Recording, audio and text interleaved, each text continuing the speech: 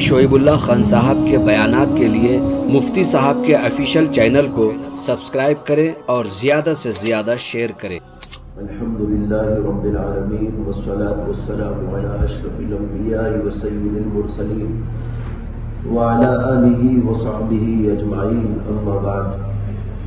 باب ما جاء فی التغلیس بالفجر، وبه قال حدثنا قتیبہ عن مالک بن انس رضی اللہ عنہ قال وحدثنا الانصاری قال حدثنا معن قال حدثنا مالک عن يحيى بن سعيد عن أمرة عن عائشة الصديقة رضي الله تعالى عنها قالت إن كان رسول الله صلى الله عليه وسلم ليصلي الصبح فينصرف النساء قال الأنصاري فيمر النساء متلففات بمروطهن ما يعرفن من الغلس، وقال قتيبة متلفعات.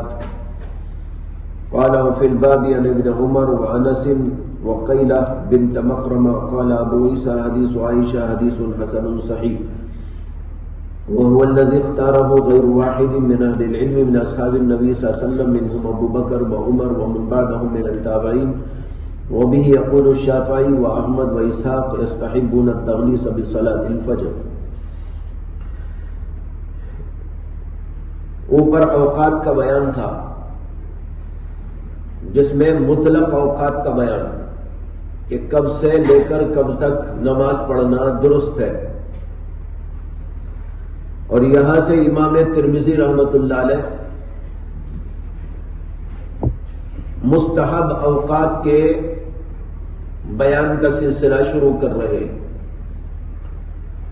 کہ اوقات میں ایک وقت تو کل وقت ہے کہ اس کے اندر نماز پڑھی جائے تو نماز ہو جاتی ہے، اور ایک مستحب اوقات ہے اور ایک مکروہ اوقات ہے۔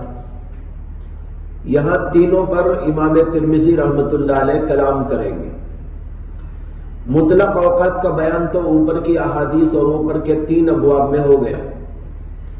اب یہاں سے مستحب اوقات کا سلسلہ شروع کیا جا رہا ہے، اور سب سے پہلا باب اس سلسلے میں آیا ہے باب ما جاء فی التغلیس بالفجر، فجر میں تغلیس کا بیان۔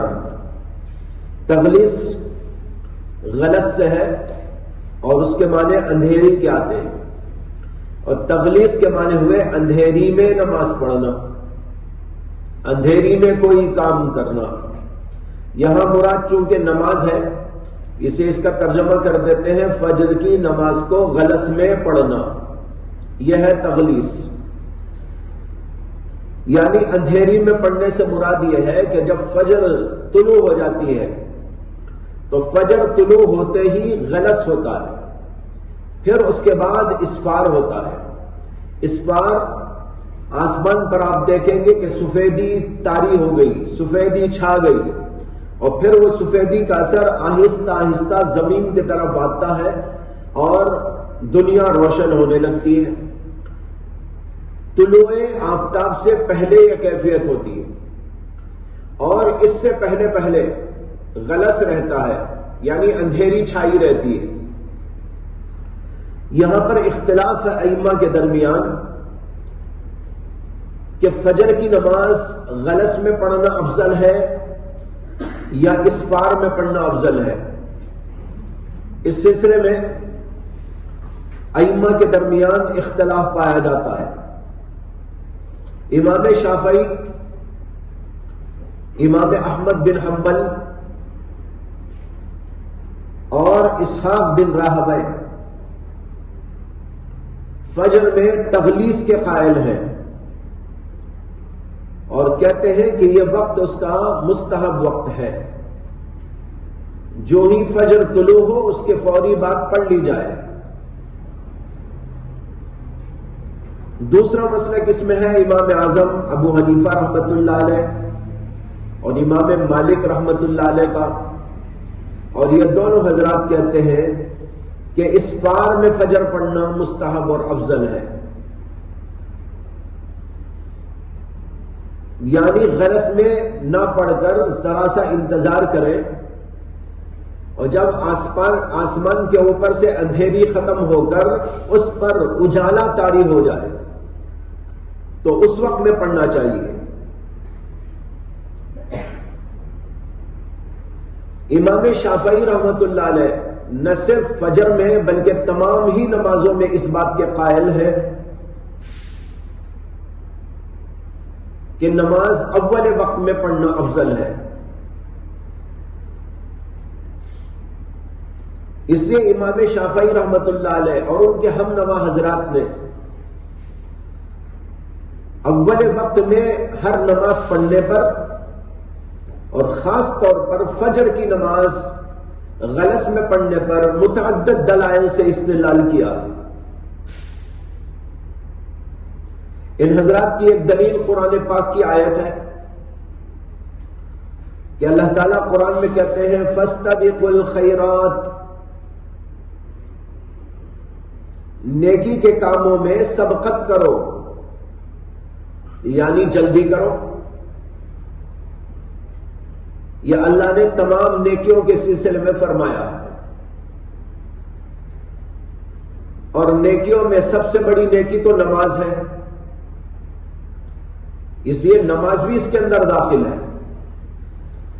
لہذا تمام نمازوں کو، تمام اچھائیوں کو، تمام بھلائی کی باتوں کو جلدی سے جلدی ادا کرنے کی کوشش کرنا چاہیے. اللہ کا یہ حکم ہے فاستبقوا الخیرات. دوسری دلیل ان حضرات کی حضرت ام فروہ رضی اللہ تعالی عنہا کی حدیث ہے. وہ کہتی ہے قالت سئل رسول اللہ صلی اللہ علیہ وسلم ای الاعمال افضل. اللہ کے رسول علیہ السلام سے پوچھا گیا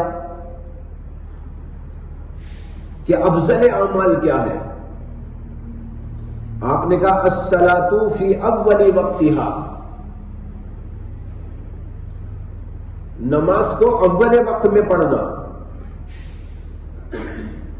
رواہ ابو داؤد و ترمذی.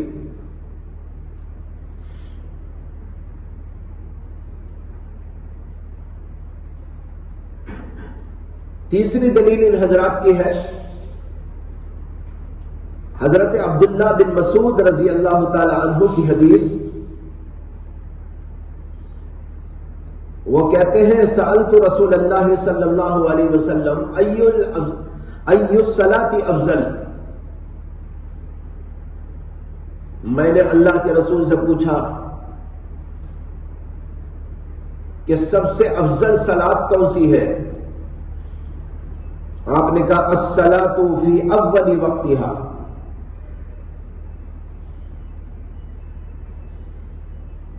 رواہ ابن خزیمہ وابو نعیم فی المستخرج وابن حبان والحاکم.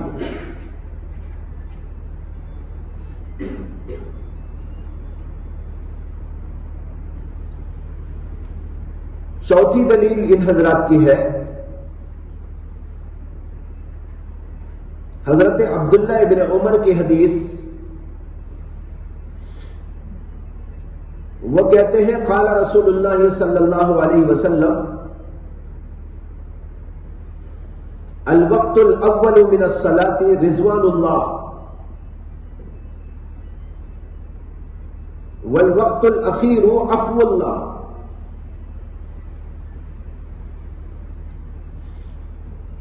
یعنی نماز کا اول وقت اللہ کے رضوان یعنی رضا کا وقت ہے. الوقت الاول من الصلاة رضوان اللہ والوقت الاخیر عفو اللہ. اور نماز کا جو آخری وقت ہوتا ہے وہ اللہ کی معافی کا وقت ہوتا ہے. طریق استدلال یہ ہے کہ اول وقت کو اللہ کی رضا کا وقت قرار دیا گیا اور آخری وقت کو اللہ کی معافی کا وقت قرار دیا گیا، جس کا مطلب یہ ہے کہ پہلے وقت میں پڑھیں گے تو اللہ کی رضا نصیب ہوگی آخری وقت میں اگر پڑھیں گے تو جائے گی نماز، لیکن اللہ معاف کر کے قبول کر لیں گے، جس میں اشارہ ہے کہ یہ اول وقت، آخر وقت افضل وقت نہیں ہے، معافی کا وقت ہے۔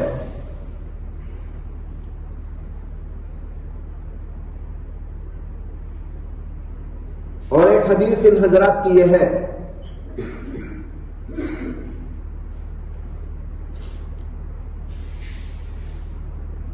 جس کو حضرت علی کرم اللہ تعالی وجہہ بیان کرتے ہیں کہ اللہ کے نبی علیہ السلام نے ان سے فرمایا، یا علی ثلاثۃ لا تؤخرها،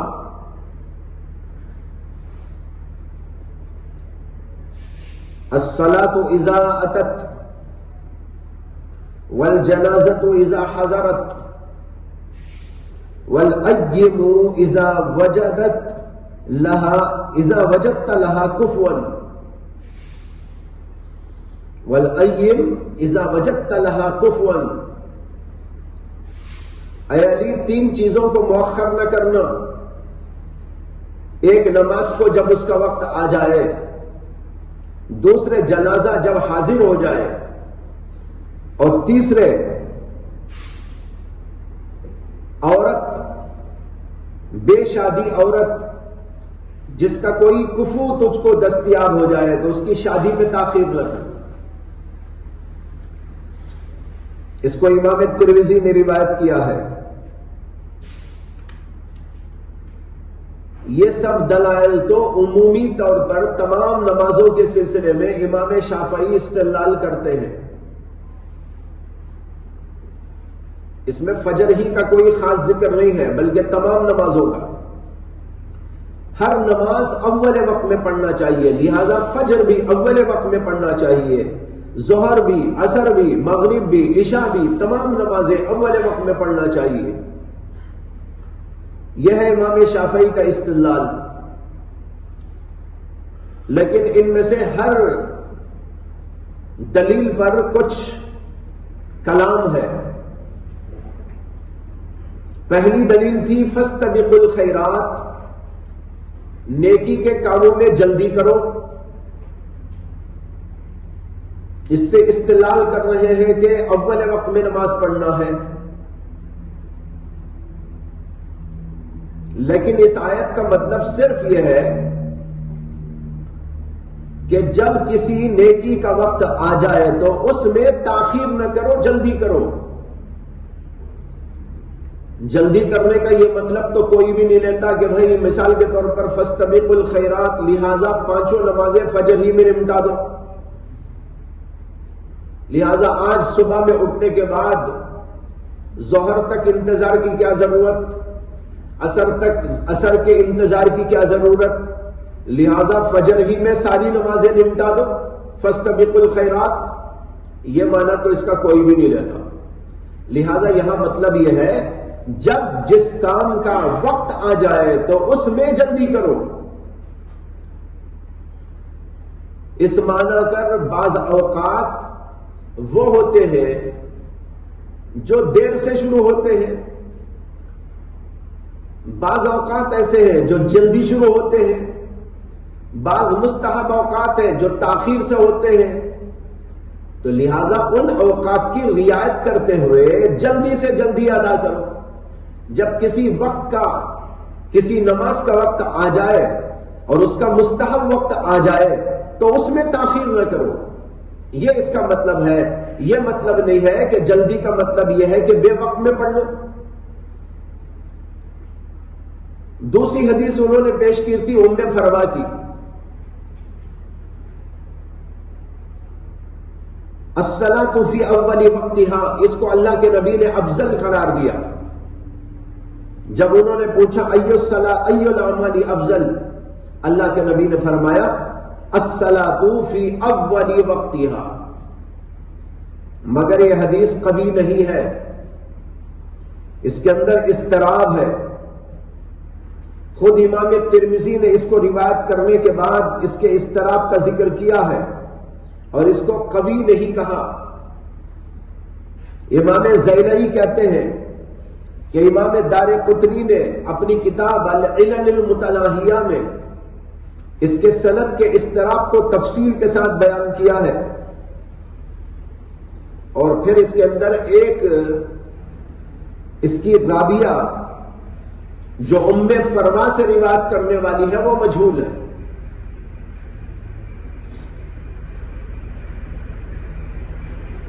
لہذا اس روایت پر اعتماد نہیں کیا جا سکتا۔ دوسری حدیث بیان کی تھی انہوں نے حضرت عبداللہ بن مسعود کی، کہ انہوں نے بھی سوال کیا تھا ای الصلاۃ افضل، تو اللہ کے نبی نے کہا الصلاۃ فی اول وقتہا۔ اس کا جواب یہ ہے کہ الصلاۃ فی اول وقتہا المستحب، نماز اپنے مستحب وقت میں پہلے ہی پڑھ لیں، اس میں تاخیر نہ کریں۔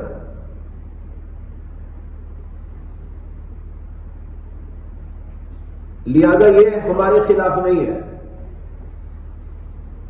اور تیسری دلیل حدیث سے دی تھی کہ اللہ کے رسول نے فرمایا ہے الوقت الاول رضوان اللہ والوقت الاخیر عفو اللہ۔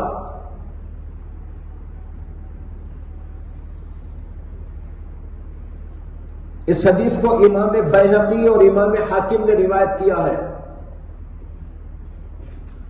امام بیہقی کہتے ہیں،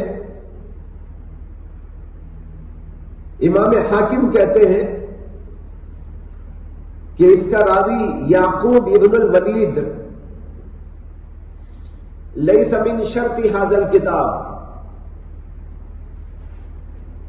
یہ راوی ہماری اس کتاب کے شرائط کے مطابق نہیں ہے، یعنی ضعیف راوی ہے۔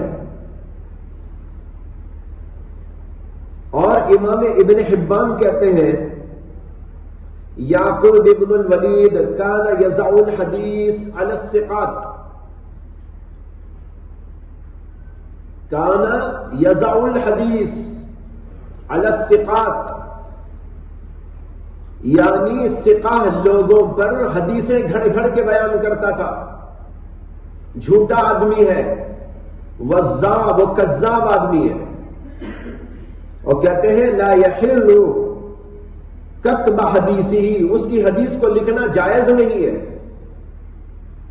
الا علی جہت التعجب، مگر تعجب کے طریقے پر، واہ کیا حدیث بیان کی گئی، کیسی ہے، تعجب کے ساتھ تو اس کو بیان کر سکتے ہیں، اس کو لکھ لینا اور اس کو استدلال میں پیش کرنا درست نہیں۔ اور امام احمد بن حنبل اس کے بارے میں کہتے ہیں کان من الکذابین الکبار،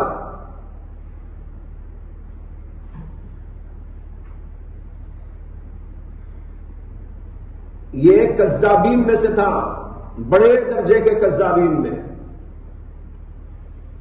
الکذابین الکبار۔ اسی طرح امام ابو داؤد نے کہا لیس بثقۃ، امام نسائی نے کہا متروک الحدیث۔ ظاہر بات ہے کہ ایسے کذاب اور وضاع کی روایت تو موضوع اور من گھڑت ہوتی ہے، اس حدیث کا کوئی اعتبار نہیں۔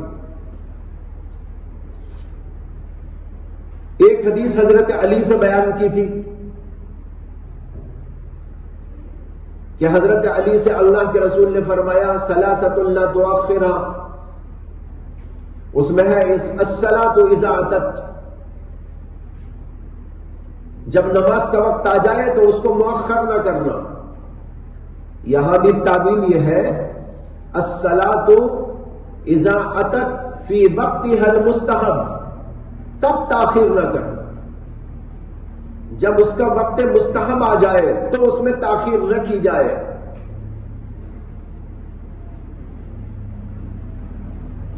اسی لیے اللہ کے نبی علیہ الصلوۃ والسلام سے متعدد نمازوں کا تاخیر سے پڑھنا منقول ہے۔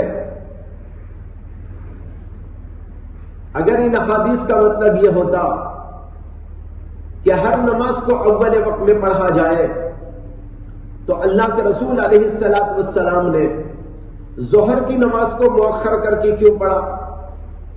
آپ نے وہ حدیث پہلے پڑھ رکھی ہے کہ ایک سفر کے موقع پر اللہ کے نبی علیہ الصلوۃ والسلام نے ظہر کی نماز میں حضرت بلال سے فرمایا تھا ابرد وقت کو ٹھنڈا ہونے دو. وہ بیٹھ گئے. پھر تھوڑی دیر کے بعد جب انہوں نے اقامت کہنے کی کوشش کی تو اللہ کے نبی نے پھر بھی کہا ابرد الصلاۃ، نماز کو ٹھنڈا ہونے دو. یہ روایت آپ پڑھ چکے ہیں اور آگے چل کے آنے والی. بتانا یہ ہے کہ بعض وقت اللہ کے نبی علیہ السلام نے اوقات مستحب کی رعایت کے اندر نماز کو مؤخر کیا ہے. جب نماز کو مؤخر حضور نے خود کیا ہے تو اس کا یہ مطلب لینا کہ اول وقت میں تمام نمازیں پڑھنا یہ افضل ہے، یہ بات صحیح نہیں ہو سکتی. وہ روایتیں آپ جگہ جگہ پڑھیں گے ابھی. تو بہرحال یہ تعویل کرنا اس لیے ضروری تھا، اس لیے یہ تعویل آپ کے سامنے پیش کی گئی. یہ تو وہ دلائل تھے امام شافعی کے اور امام احمد بن حنبل کے جو عمومی دلائل ہیں. بعض دلائل خصوصی بھی ہیں. ان میں سے ایک دلیل وہ ہے جس کو امام ترمذی نے یہاں پر ذکر کیا ہے. باب ما جاء فی التغلیظ بالفجر کے اس بیان میں حضرت عائشہ صدیقہ رضی اللہ تعالی عنہا فرماتی ہے ان کان رسول اللہ صلی اللہ علیہ وسلم ليصلي الصبح فينصرف النساء قال الانصاری فيمر النساء متلففات بمروطهن ما يعرفن من الغلس. اس کے اندر ان جو آیا ان یہ اصل میں اننا ہے، یعنی یہ ان مخففہ من المثقلہ ہے. اس کے معنی ہوں گے بے شک، بلا شبہ اللہ کے رسول علیہ السلام فجر کی نماز پڑھتے تھے. فینصرف النساء، پھر عورتیں لوٹ جاتی تھی. انصاری اس روایت میں یہ بھی کہتے ہیں فیمر النساء متلففات، فیمر النساء متلففات، پس عورتیں اپنے چادروں میں لپٹی ہوئی گزرتی تھی. ما یعرفن من الغلس، جن کو پہچانا نہ جاتا تھا اندھیری کی وجہ سے. یہ فجر کی نماز کا ذکر ہے. اللہ کے رسول ایسے وقت میں فجر پڑھتے تھے کہ جب فجر پڑھنے کے بعد عورتیں لوٹ کے جاتی تھی اور اپنی چادروں میں لپٹی ہوئی گزرتی تھی تو ان کو کوئی پہچان نہ سکتا تھا کہ کون عورت ہے. کیوں نہیں پہچان سکتے تھے؟ من الغلس، اندھیری کے چھائے رہنے کی وجہ سے. اس سے معلوم ہوا کہ حضرت عائشہ صدیقہ رضی اللہ تعالی عنہا نے رسول اللہ صلی اللہ علیہ وسلم کی فجر کی نماز کا وقت بتایا ہے غلس، کہ اندھیری میں اللہ کے نبی پڑھتے تھے اور پھر اندھیری ہی میں ختم بھی ہو جاتی تھی نماز. یہاں تک کہ جب عورتیں جو آتی تھی جماعت میں شریک ہونے کے لیے وہ واپس ہوتی تھی اور گزرتی تھی تو اندھیری کی وجہ سے کوئی ان کو پہچان نہ سکتا تھا. اس حدیث سے استدلال ہے امام شافعی کا اور امام احمد بن حنبل کا کہ فجر کی نماز جلدی پڑھتے تھے اور غلس میں پڑھتے تھے. علماء احناف نے اس حدیث پر بحث کی ہے. بحث اس میں یہ ہے کہ اس کے اندر من الغلس کا جو لفظ آیا ہے یہ حدیث کے اندر مدرج من الراوی ہے، یہ حضرت عائشہ صدیقہ کا لفظ نہیں ہے. مدرج کہتے ہیں ٹھوس دینے کو. راوی نے بیچ میں اپنی رائے بتانے کے لیے یا کسی لفظ کی تفسیر بیان کرنے کے لیے ایک لفظ کا اضافہ کر دیا. یہ حضرت عائشہ صدیقہ نہیں بول رہی ہے، یہ کسی اور راوی کا لفظ ہے. دلیل کیا ہے؟ ہمارے پاس اس کی دو دلیلیں. ایک دلیل تو یہ ہے کہ ابن ماجہ میں یہی حدیث آئی تو اس حدیث کے اندر من الغلس سے پہلے ایک لفظ آیا ہے تعنی. تعنی تعنی کے معنی کیا ہوئے؟ حضرت عائشہ نے مراد لیا ہے یعنی غلس. یہ ابن ماجہ کی روایت کے اندر اضافہ ہے. یہ صاف بتا رہا ہے کہ من الغلس راوی کا کہنا ہے، راوی بول رہا ہے، اور حضرت عائشہ کی مراد کو وہ بیان کر رہا ہے. پوری روایت یوں ہے، فَيَمُرُّ النِّسَاءُ متلففات بمروتهن ما يعرفن تعنی من الغلس. تعنی من الغلس، اب خود سمجھ میں آتا ہے تانی بولنے والی حضرت عائشہ تو ہو نہیں سکتی. حضرت عائشہ نے مراد لیا یہ بول رہے، ضمیر لوٹ رہی ہے حضرت عائشہ کی طرف، بولنے والا کوئی راوی ہے، وہ راوی بول رہا ہے ما یورفنا. حضرت عائشہ نے یہاں تک کہہ کر بات ختم کر دی کہ جب وہ چادروں میں لپٹی ہوئی جاتی تھی تو ان کو کوئی پہچان نہ سکتا تھا. راوی کہتا ہے حضرت عائشہ کی مراد یہ ہے کہ اندھیری کی وجہ سے پہچان نہیں سکتا تھا. تو ایک اس کا لفظ ہوا بھائی، راوی کا ہوا، حضرت عائشہ کا نہیں. ایک دلیل تو یہ ہو گئی. دوسری دلیل یہ ہے کہ یہی حدیث امام طحاوی نے ذکر کی ہے تو اس کے اندر سرے سے من الغلس کا لفظ ہی نہیں ہے، اور حدیث ختم ہو گئی ہے ما یورفنا پر. معلوم ہوا کہ حدیث کا لفظ یہیں تک ہے ما یورفنا. اس کے بعد من الغلس کا لفظ راوی نے حضرت عائشہ کی مراد بتانے کے لیے اپنے دماغ کے اعتبار سے بیان کی ہے، وہ کوئی حجت نہیں ہے.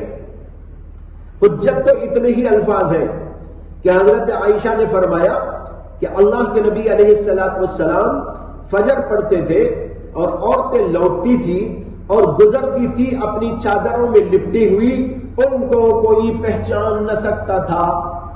اب سوال یہ ہے کہ کیوں نہیں پہچان سکتا تھا؟ حضرت عائشہ جو بول رہی ہے پہچان نہیں سکتا تھا، یہ کیوں؟ یہ پہچان نہ سکتا چادروں میں لپٹی ہوئی ہونے کی وجہ سے، ورنہ حضرت عائشہ کو یہ بولنے کی ضرورت بھی کیا تھی؟ متلففات بمروتهن، اپنی چادروں میں لپٹی ہوئی اس طرح جاتی تھی کہ ان کو کوئی پہچان نہ سکتا تھا. سمجھ میں آئی نا بات؟ تو چادروں میں لپٹی ہوئی ہونے کی وجہ سے پہچان نہیں سکتے تھے. آج بھی اگر کوئی عورت آئے نماز پڑھنے، عورت تو خیر دور کی بات ہے، مرد آپ لوگ سردی کے موسم میں ذرا جبے پہن لیں اور اوپر سے چادریں اوڑھ لیں، رومال ڈال لیں، اور پھر اس کے بعد باہر فجر میں نکلیں تو کتنے لوگ آپ کو پہچانیں گے؟ آپ دیکھ لیجئے، پہچانیں گے؟ بھائی جب چادر اوپر سے نیچے تک پہن کر نکلیں گی تو کون پہچانے گا ان کو؟ یہ بولنا چاہتی ہے. اس سے اس بات پر استدلال نہیں ہو سکتا کہ یہ نماز جو پڑھی جاتی تھی وہ غلس ہی میں پڑھی جاتی تھی. حضرت عائشہ کی مراد اس سے متعلق ہے ہی نہیں. یہاں پر وہ کہنا یہ چاہتی ہے کہ اللہ کے نبی فجر پڑھتے تھے، اس کے بعد عورتیں نکل کر جاتی تھی، چادروں میں لپٹی ہوتی تھی، اور اس کی وجہ سے انہیں کوئی پہچان نہ سکتا تھا. اور من الغلس کا لفظ راوی نے اپنے سمجھ کے اعتبار سے بیان کیا ہے، وہ ہمارے اوپر حجت نہیں ہو سکتا. یہ ان کی دلیل کا جواب ہوا. خاص دلیلوں میں سے ایک دلیل امام شافعی رحمت اللہ علیہ نے ایک اور پیش کی ہے، جس کو امام ابو داؤد نے روایت کیا.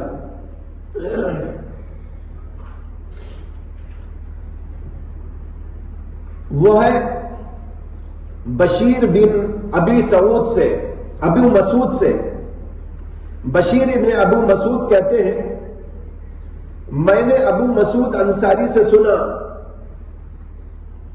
وہ کہتے تھے کہ رسول اللہ صلی اللہ علیہ وسلم سے میں نے سنا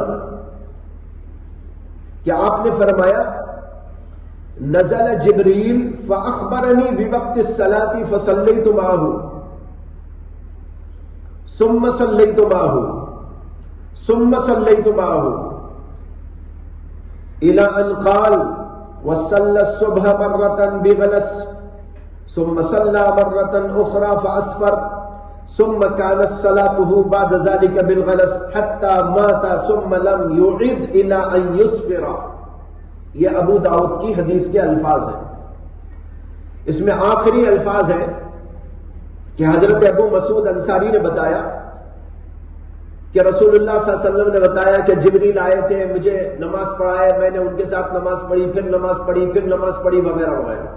اسی میں آگے ہے کہ اللہ کے نبی علیہ السلام نے فجر کی نماز ایک دفعہ غلس میں پڑھی, ثم صلی مرۃ اخرى فاسفر, پھر دوسری دفعہ نماز پڑھی تو اس میں اسفار کیا, ثم كانت صلاته بعد ذلك بالغلس, پھر اس کے بعد ہمیشہ اللہ کے نبی کی نماز غلس میں ہوتی تھی, یہاں تک کہ ماتا, اللہ کے نبی صلی اللہ علیہ وسلم کا وصال ہو گیا. ایک بار غلس میں پڑھی پہلے دن, دوسرے دن اسفار میں پڑھی, اسے کہ پہلے دن جو ہے ابتدائی وقت میں پڑھی تھی اور دوسرے دن جو پڑھی وہ آخری وقت میں پڑھی, وہ اسفار کا وقت تھا. اس کے بعد میں کہتے ہیں پھر اللہ کے نبی صلی اللہ علیہ وسلم کا معمول ہمیشہ ہمیشہ کے لیے یہ ہو گیا کہ آپ غلس میں پڑھتے تھے حتی ماتا, یہاں تک کہ اسی میں آپ کا انتقال ہو گیا. ثم لم يعد الى ان يسفر, پھر آپ نہیں لوٹے اسفار کرنے کی طرف, یعنی پھر کبھی آپ نے اسفار نہیں کیا. یہ ابو داؤد کی حدیث ہے, لیکن یہ روایت صحیح نہیں ہے, اس لیے کہ اس کے راوی اسامہ بن زید اللیثی, ان کے بارے میں امام احمد بن حنبل کہتے ہیں ترکہ یحییٰ بن سعید بآخر, ان کو حضرت یحییٰ بن سعید نے اخیر میں ترک کر دیا تھا. اور امام احمد نے ایک اور موقع پر کہا لیس بشیء, یہ تو کچھ نہیں ہے, یعنی کوئی حیثیت نہیں اس آدمی کی.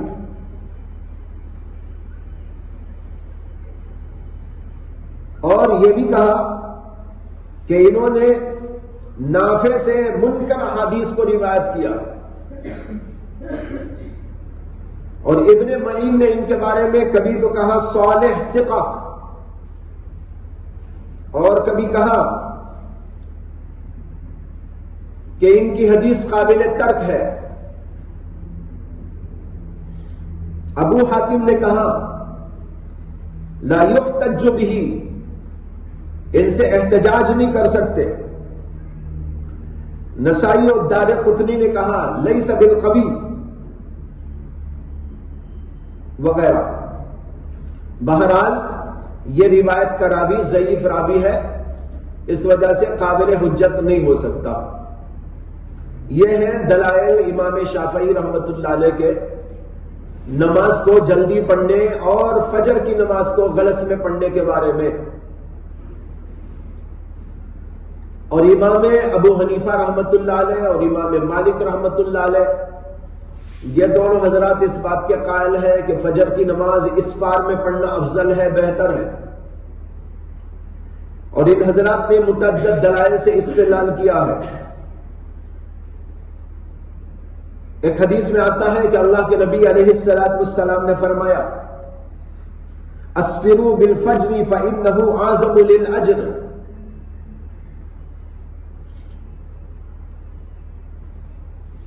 اسفروا بالفجر فإنه اعظم للأجر.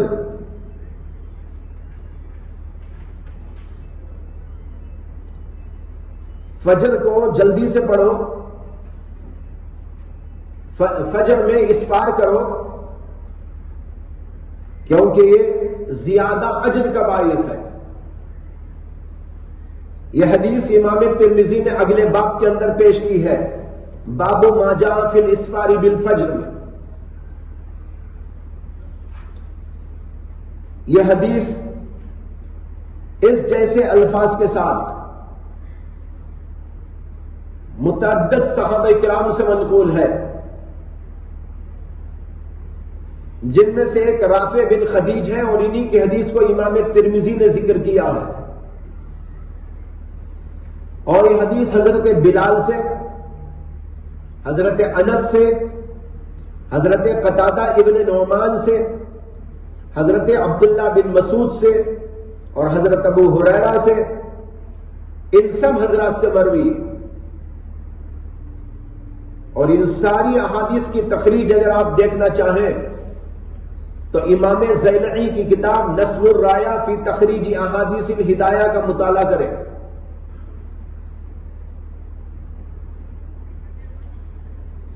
اس کے اندر ان تمام احادیث کی تخریج موجود ہے. اور رافع بن خدیج کی روایت جس کو امام ترمذی نے اگلے باب میں پیش کیا ہے، اس کو امام ترمذی کے علاوہ نسائی نے، ابن ماجہ نے اور ابو داؤد نے بھی روایت کیا.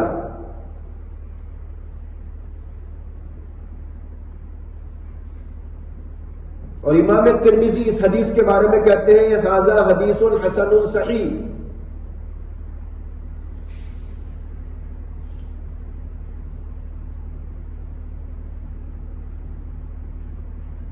نیز حضرت رافع بن خدیج ہی سے ایک اور روایت میں آتا ہے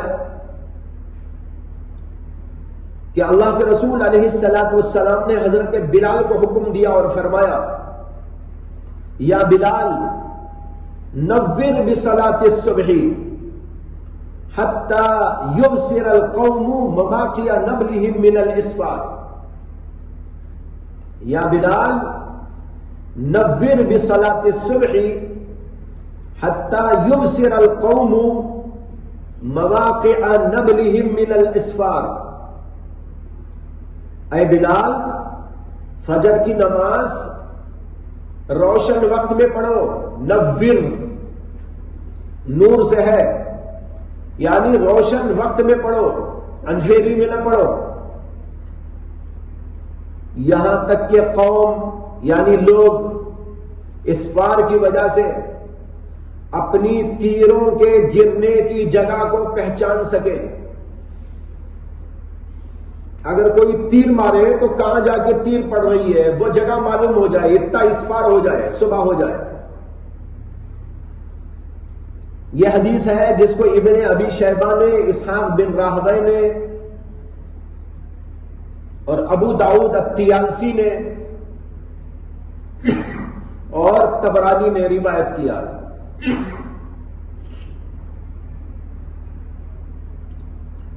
اس سے تو بالکل واضح طور پر معلوم ہوا کہ اتنا اسفار ہو جانا چاہیے کہ اگر تیر گرے تو کہاں گر رہی ہے معلوم ہو جائے.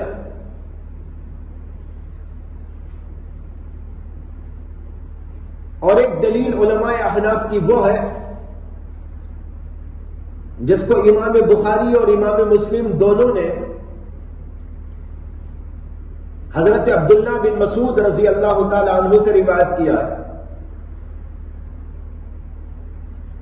حضرت عبداللہ کہتے ہیں ما رأیت رسول اللہ صلی اللہ علیہ وسلم صلی صلاۃ لغیر وقتها. ما رأیت رسول اللہ صلی اللہ علیہ وسلم صلی صلاۃ لغیر وقتها الا بجمع فإنه جمع بين المغرب والعشاء بجمع ويصلي صلاة الصبح من الغد قبل وقتها ويصلي صلاة الصبح من الغد قبل وقتها.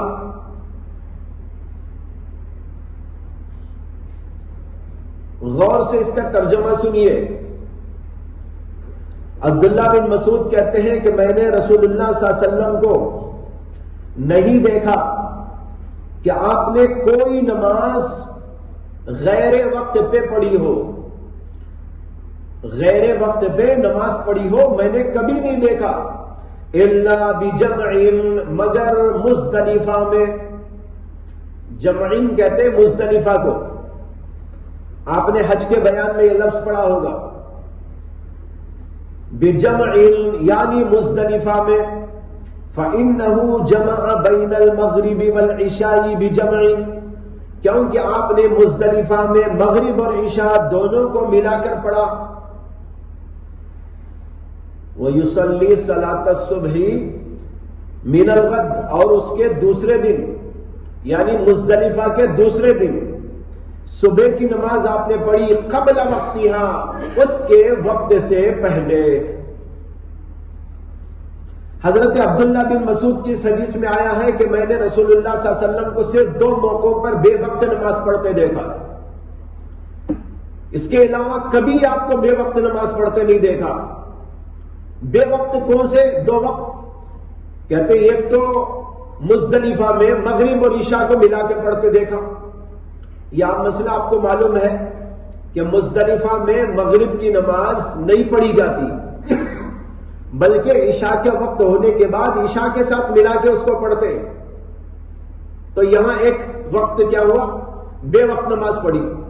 اور آگے کہتے ہیں دوسرا وقت یہ ہے کہ میں نے حضور صلی اللہ علیہ وسلم کو دیکھا کہ مزدلفہ کے دوسرے دن فجر کی نماز، مزدلفہ رات گزار کر جب فجر ہوتی ہے تو وہ فجر کی نماز کو میں نے دیکھا کہ آپ نے وقت سے پہلے پڑھا. یعنی آپ کا جو عام معمول تھا اس معمول سے ہٹ کر اللہ کے نبی علیہ السلام نے وقت سے پہلے نماز پڑھی. تمام دنیا کے علماء کا اتفاق ہے کہ وقت سے پہلے سے مراد یہ نہیں ہے کہ وقت آیا ہی نہیں پڑھ لیا ہو. وقت سے پہلے تو نہیں پڑھ سکتے نا. یا وقت سے پہلے سے مراد ہے وقت معتاد سے پہلے، جو عام طور پر اللہ کے نبی پڑھتے تھے، عادت کریمہ تھی آپ کی، اس عادت سے ہٹ کر اس دن نماز پڑھی اللہ کے نبی علیہ السلام نے، یعنی وہ عادت سے پہلے پڑھ لی. اب عادت سے پہلے کون سا وقت تھا وہ پڑھنے کا؟ وہ غلس کا وقت تھا. وقت آتے ہی جو پڑھیں گے تو کیا بولیں گے اسے؟ غلس نہ. فجر کا وقت ہوتے ہی جو وقت ہوتا ہے اسی کا نام تو غلس. تو اس دن اللہ کے نبی نے غلس میں پڑھی. اور عبداللہ بن مسعود اس وقت کو معتاد وقت سے پہلے بتا رہے ہیں. یعنی یہ کہہ رہے ہیں کہ حضور کا یہ عام معمول نہیں تھا. میں نے اس دن حضور کو دیکھا کہ آپ نے وقت سے ہٹ کر نماز پڑھی، کہ ہمیشہ تو اللہ کے نبی علیہ السلام تاخیر سے پڑھتے تھے، لیکن مزدلفہ کی رات گزار کر جب صبح ہوئی ہے تو فجر کی نماز اللہ کے نبی نے وقت معتاد سے پہلے یعنی غلس میں پڑھ لی. یہ بخاری اور مسلم کی بڑی صاف روایت ہے جو احناف کے مسلک کی تائید کر رہی ہے.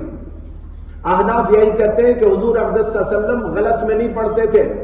آپ کی عام عادت شریفہ یہ تھی کہ آپ فجر کی نماز تاخیر سے پڑھتے تھے، اسفار میں پڑھتے تھے، لیکن اس دن آپ نے وقت سے پہلے پڑھی. تو اس کو حضرت عبداللہ بن مسعود بیان کر رہے، میں نے 2 موقعوں پر حضور کو بے وقت نماز پڑھتے دیکھا.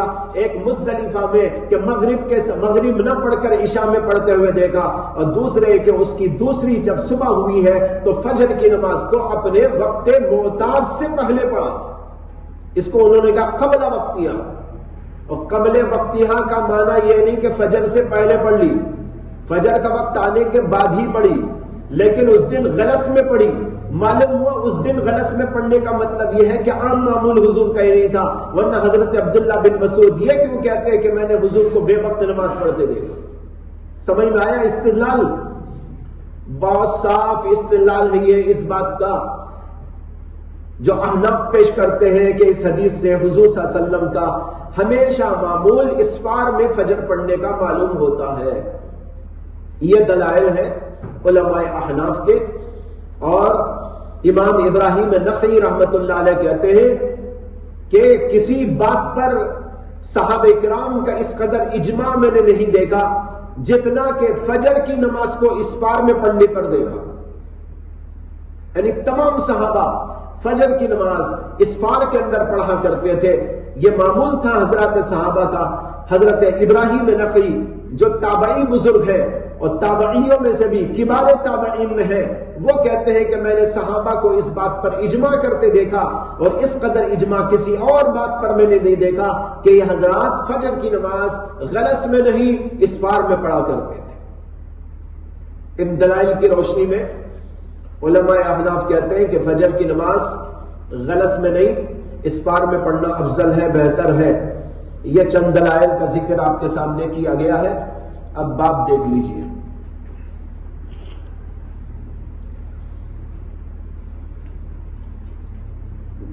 دوسرا